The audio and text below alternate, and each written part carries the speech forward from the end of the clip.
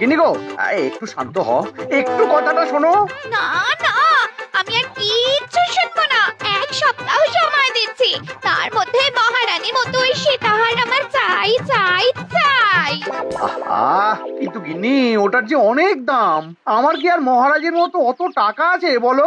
এই শোনো, তোমার কি আছে আর কি নেই তা আমার খুব ভালো করে জানা আছে, বুঝলে? কিন্তু গিন্নি, একটা কথা কান খুলে শুনে রাখো, এবারে যদি তুমি ওই সীতাহার আমাকে গড়িয়ে না দাও, আমি তাহলে চিরদিনের মতো বাপের বাড়ি চলে যাব। এই আমি বলে দিলাম। আচ্ছা ফাপড়ে পড়লাম আমি, কি যে করি। দূর, আর ভালো লাগে না।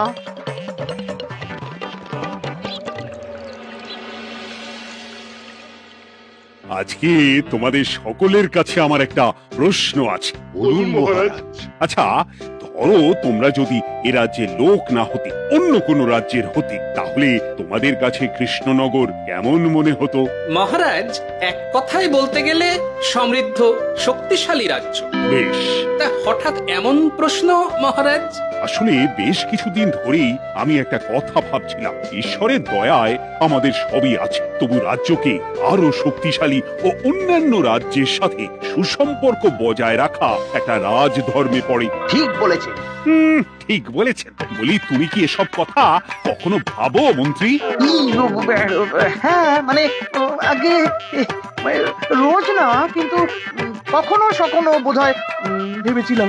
কবে শুনি? ইয়ে, ওই তো কিছুদিন আগে, ওই সেদিন। এটা ঠিক কোন সেদিনের কথা বলছেন মন্ত্রী মশাই? যেদিন আকাশে ওই দুটো সূর্য উঠেছিল? তোমাকে সবকিছুতে ফোড়ন কাটতেই হবে না গোপাল, হ্যাঁ? কি আর করি বলুন, আপনার কষ্ট যে আর সহ্য হয় না। যাই হোক, মুদ্রা কথা হলো, এসব কথা মাথায় রেখে এখন আমাদের কিছু করা উচিত। কিন্তু কি করা উচিত সেটা আমি ঠিক বুঝতে পারছি না। এই একটা করে রসগোল্লা খাওয়ালে কেমন হয়? এই, তুমি থামবে? মহারাজ, আমার কাছে একটা উপায় আছে। 10 দিনের একটা মিলন মেলার আয়োজন করলে কেমন হয়? খুব বাজে হবে। একটা মেলা কত ঝামেলার কাজ সেটা বোঝো? একেই কত খরচ, তার উপর আবার অনেক লোক। মোটেই না, এটা তো দারুণ বুদ্ধি দিয়েছো গোপাল। এমন কিছুই তো চাইছিলাম। দূর, আর সবকিছুই আমার বিপক্ষে মনে হয়। দিনটাই খারাপ, আমি বরং চুপই থাকি। তাহলে সবাই শোনো, 1 সপ্তাহ পর কৃষ্ণনগর এক বিরাট বড় মিলন মেলার আয়োজন করছে, আর তার জন্য লোকজনকে নিমন্ত্রণ করার কাজ দেখবে গোপাল। যথাজ্ঞা মহারাজ। আর মন্ত্রী, ভালো করে শুনে রাখো, মেলা প্রাঙ্গণ সাজানো, ঠিকঠাক নিরাপত্তা, এসব তোমার দায়িত্ব। আচ্ছা, কিন্তু বলছিলাম যে সবকিছু ভালো করে করতে গেলে খরচও তো। ওসব নিয়ে তোমাকে চিন্তা করতে হবে না। যত খরচই হোক আমাকে বলো, আমি দেব। আরে বাস, তো দারুণ ব্যাপার।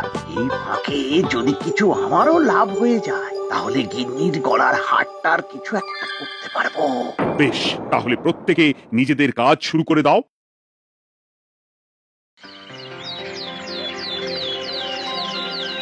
শোনো শোনো শোনো, 1 সপ্তাহ পর কৃষ্ণনগর মেলা প্রাঙ্গণে অনুষ্ঠিত হতে চলেছে 10 দিন ব্যাপী মিলন মেলা।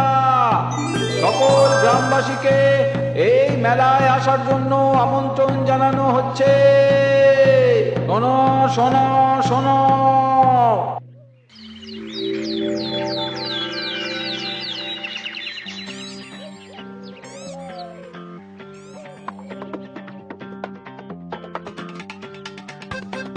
বাহ বাহ বাহ, ঠিক যেমনটা চেয়েছিলাম তেমনটাই হয়েছে। আর এসব কিছুর জন্য আমি গোপালকে ধন্যবাদ জানাতে চাই। কি যে বলেন মহারাজ, এই কৃষ্ণনগর তো আমার নিজেরই পরিবার। সেসব আমরা খুব ভালো করেই জানি গোপাল। আদিক্ষেতা একেবারে উতলে পড়ছে, এসব দেখে গা জ্বলে যায়। তোমারই এত ভালো বুদ্ধি দেওয়ার জন্য আমি তোমাকে 50টি স্বর্ণমোহর উপহার দিতে চাই। এটা কি হলো? এরকম হলে কিন্তু আমি খেলবো না। কেন মন্ত্রী, তোমার আবার কি হলো? আমিও তো মেলার আয়োজন করেছি, তাহলে গোপাল একা কেন উপহার পাবে? সে তো মেলার জন্য অনেকেই কাজ করেছে, কিন্তু আসল বুদ্ধিটা তো দিয়েছে গোপালই। মন্ত্রী মশাইয়ের বোধহয় খুব হিংসা হচ্ছে। ঠিক আছে মহারাজ, আপনি বরং এই উপহার সকলের সাথে ভাগ করে দিন। না গো, কোনো ভাগ চাই না। তোমার উপহার তুমিই রাখো, যত সব।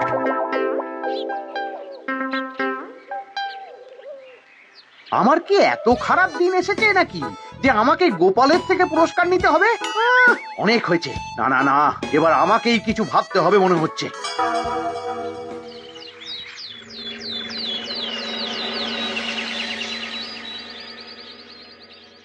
আমার আমার সব শেষ হয়ে গেল গো, সব শেষ হয়ে গেল।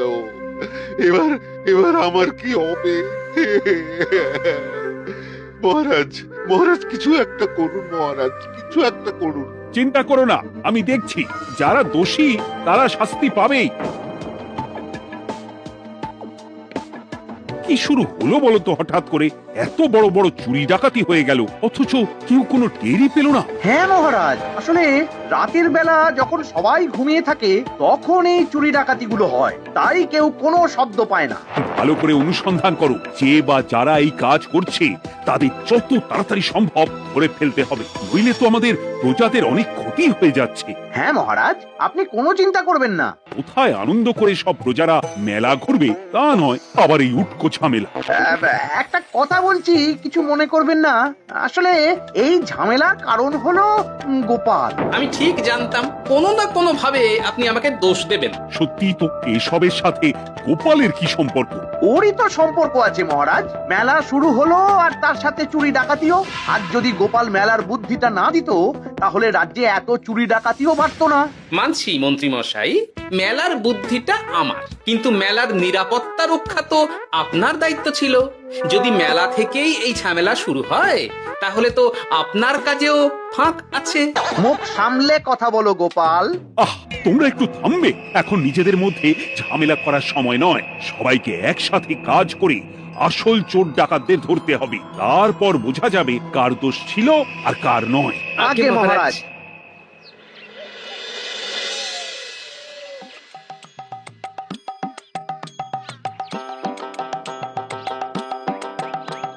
এই তো তুমি এসে গেছো।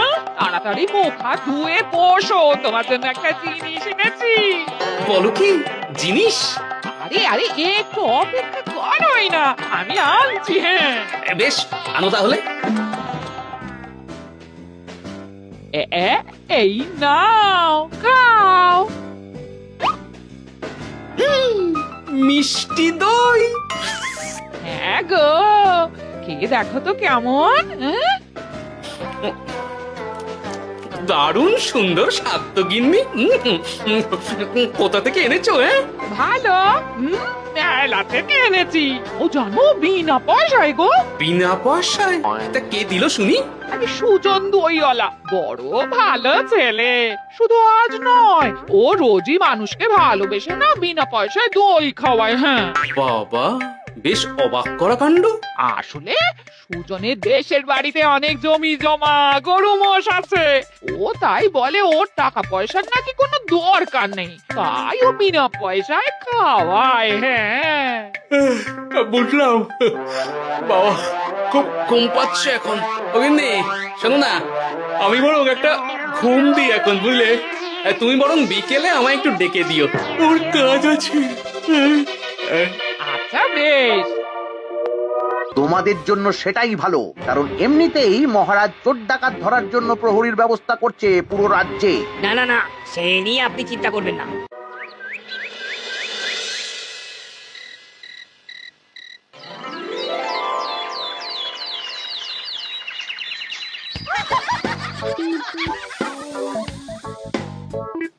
কই গো, ওরে আর কতক্ষণ ঘুম হবে?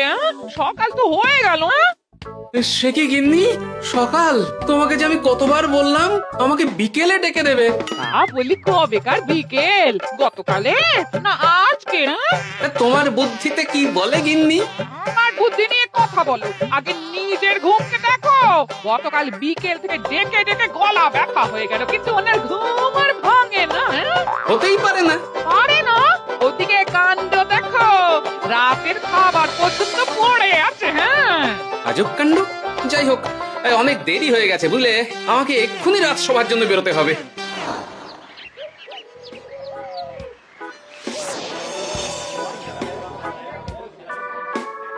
বাবা, এত ভিড় কি আছে এখানে?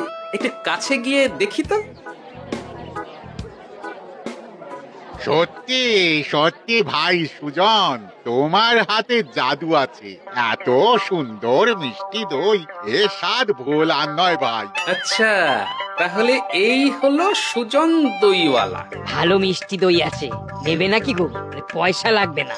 জানি তো, সত্যি দারুণ স্বাদ এই দইয়ের। আমি খেয়েছি তো।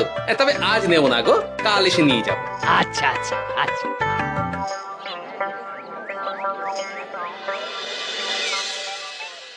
আর কোনো নতুন খবর পেলে ওই ডাকাতদের ব্যাপারে? না মহারাজ, এখনো ঠিক ধরতে পারিনি।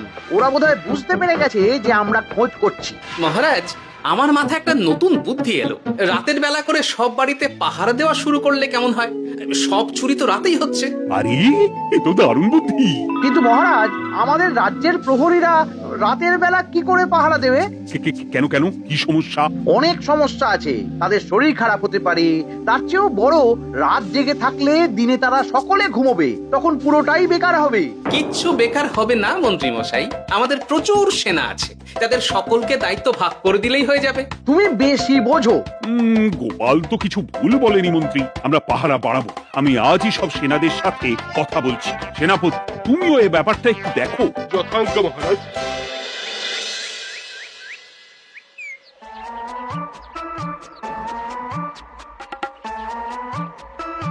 চোর ডাকাতদের ধরার জন্য যদি একটা সূত্রের হদিশ পাওয়া যায়, তাহলেই কেল্লা ফতে। কিন্তু সেটাই পাওয়া যাচ্ছে না বলেই এত সময় লাগছে। আরে, ওটা মন্ত্রী মশাই মনে হচ্ছে না? আড়ালে দাঁড়িয়ে এরকম কার সাথে কথা বলছে? এবার আমি যা বলছি ভালো করে শোনো। আজ রাতে মেলার পিছনের দিকে যে মাঠটা আছে সেখানে চলে এসো। বাকি কথা ওখানেই হবে। এই জায়গা নিরাপদ নয়। বেশ রহস্যজনক ব্যাপার। মেলার পিছনের মাঠ বললো না? রাতে আমাকেও দেখতে হবে কি হয় সেখানে।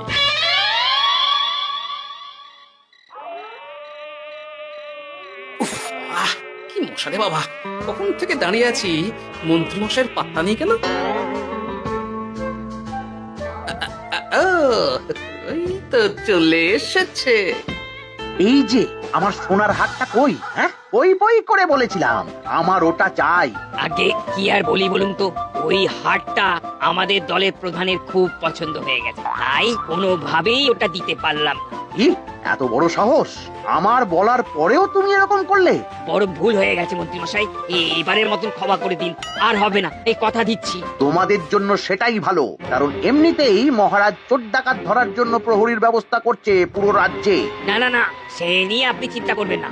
আমাদের ধরা পড়ার কোনো সুযোগই নেই, কারণ যে পরিমাণ ওষুধ আমি আমার দইতে মিশিয়ে দিই, সেটা একবার যে খাবে মরার মতন ঘুমোবে। বাহ বাহ বাহ, সে তো খুব ভালো। করো করো। তার কোনো নতুন খবর পেলে? মেলা তো শেষের দিকে। হ্যাঁ, পেয়েছি। পাশের গ্রামে বলরাম নামে এক বড় মহাজন আছে। পরশু তার মেয়ের বিশাল ধুমধাম করে বিয়ে। শেষ একটা বড় দান মারতে পারলেই আপনার আমার দুজনেরই শান্তি। আচ্ছা, এই ব্যাপার তাহলে। এসব কিছুর পেছনে মন্ত্রী জড়িত। এইবার বুঝতে পারছি কেন রাতের পাহারাতে ওনার এত আপত্তি ছিল। কিন্তু ওই লোকটাকে ঠিক আছে, এখন যাও, একটু সাবধানে কাজ করো আর আমার পাওনাটা ঠিকঠাক দিও, কেমন? সে কি সুজন দইওয়ালা?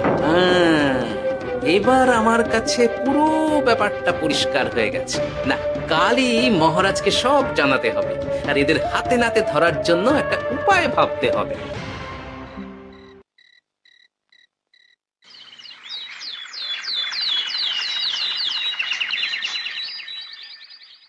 আরে এসো এসো, তোমার জন্যই তো অপেক্ষা করছিলাম। কি এমন জরুরি কথা আছে যে একান্তে দেখা করতে চাইলি? কোন মুখে বলি মহারাজ? সর্ষের মধ্যেই যখন ভূত, তখন আর কি। মানে একটু খুলে বলো তো, কি হয়েছে? আমাদের রাজ্যের এই এত বড় বড় চুরি ডাকাতির পিছনে কারা আছে সেটা আমি জানতে পেরে গেছি মহারাজ। হ্যাঁ, এ তো দারুণ খবর। তাহলে আমরা এখানে কি করছি? এখনই তাদেরকে গিয়ে বন্দি করি? না মহারাজ, আমাদের হাতে কোনো প্রমাণ নেই, তাই ওইভাবে বন্দি করতে পারবেন না। কেন বলো তো, কারা আছে পেছনে? সেটা আপনি নিজের চোখেই দেখে নেবেন পরে। তবে এটা জানিয়ে রাখি, আমাদের মন্ত্রী মশাইও যুক্ত আছেন। কি? আমাদের মন্ত্রী এত বড় বিশ্বাসঘাতকতা! আমি আমি এখনই নিজের হাতে ওকে বন্দি করতে চাই। না না না না মহারাজ, সেটা করলে বাকি ডাকাতদের ধরতেই পারবেন না। তাহলে উপায়? আমি জানতে পেরেছি এই ডাকাতদের পরের নিশানা হলো পাশের গ্রামের বলরাম মহাজনের বাড়ি। বলরাম মহাজন? কাল তোর মেয়ের বিয়ে, আমাদেরও তো নিমন্ত্রণ আছে সেখানে। তাহলে তো আরোই সোনায় সোহাগা। শুনুন মহারাজ, আমার মাথায় দারুণ এক বুদ্ধি এসেছে। সে কি? হ্যাঁ, আপনি কোনো চিন্তা করবেন না, আমি শুধু যা বলছি সেটা করুন, বাকিটা আমি সামলে নেব। তবে দেখবেন যেন মন্ত্রী মশাই এসবের কিচ্ছুটি টের না পায়। বেশ বেশ বেশ।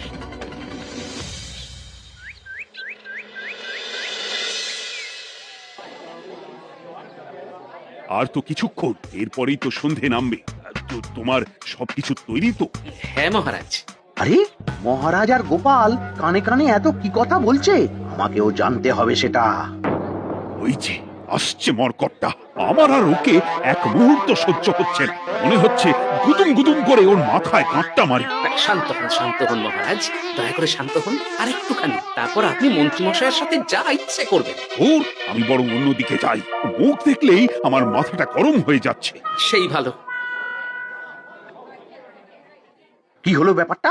যাই হোক, আর তো কিছুক্ষণ, তারপর আমার বিশাল লাভ হবে। বরং ততক্ষণ আমি পেট পুজো করি।